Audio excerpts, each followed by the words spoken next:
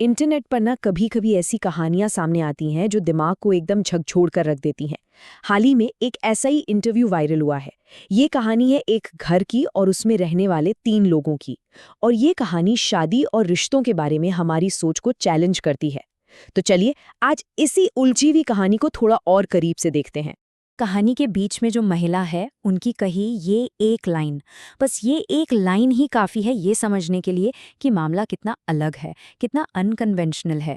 मतलब साफ है, ये कोई आम घरेलू कहानी तो बिल्कुल नहीं है। हाँ, सुनने में थोड़ा अजीब लग सकता है, लेकिन यही सच है। एक पत्नी, उसी का पति और उसी का बॉयफ्रेंड, तीनों एक ही छत के नीचे एक साथ रहते हैं। यही वो अरेंजमेंट है जिस पर यह पूरी कहानी टिकी हुई है।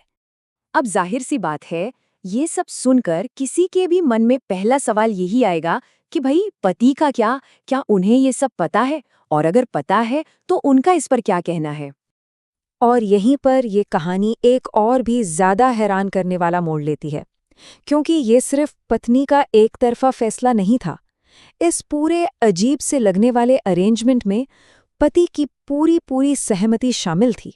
ये खुलासा तो पूरी कहानी का रुख ही बदल देता है। मतलब पति इस रिश्ते में सिर्फ कोई मूक दर्शक नहीं थे। इंटरव्यू के मुताबिक इस कहानी की शुरुआत में वो एक एक्टिव पार्टिसिपेंट थे। तो सवाल ये है कि पति इसमें शामिल कैसे हुए। इंटरव्यू के हिसाब से इसकी शुरुआत खुद पति ने ही की थी। पहले तो उन्होंने अपनी पत्नी की मुलाकात उस दूसरे आदमी से करवाई, फिर उस आदमी को ये भी कहा कि वो उनकी पत्नी का ख्याल रखे। और बात यहीं खत्म नहीं होती, वो अक्सर अपनी पत्नी और उसके बॉयफ्रेंड के साथ बैठकर ड्रिंक्स भी करते हैं। ठीक है, तो ये तो साफ हो गया कि पति इस रिश्ते के लिए राजी थे।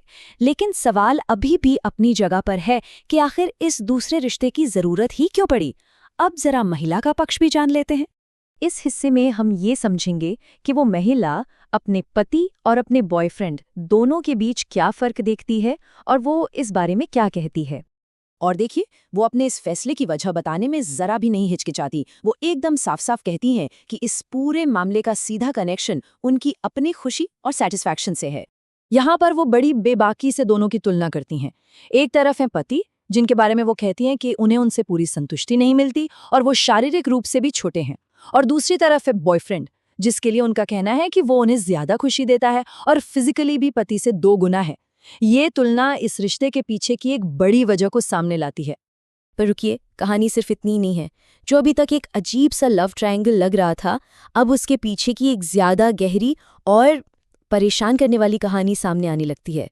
अब हम इस कहानी के सबसे गंभीर और कह सकते हैं सबसे स्याह पहलू पर आ गए हैं। ये वो चौंकाने वाले आरोप हैं जो महिला ने अपने ही पति पर लगाए हैं। ये एक बहुत बहुत ही गंभीर इल्जाम है।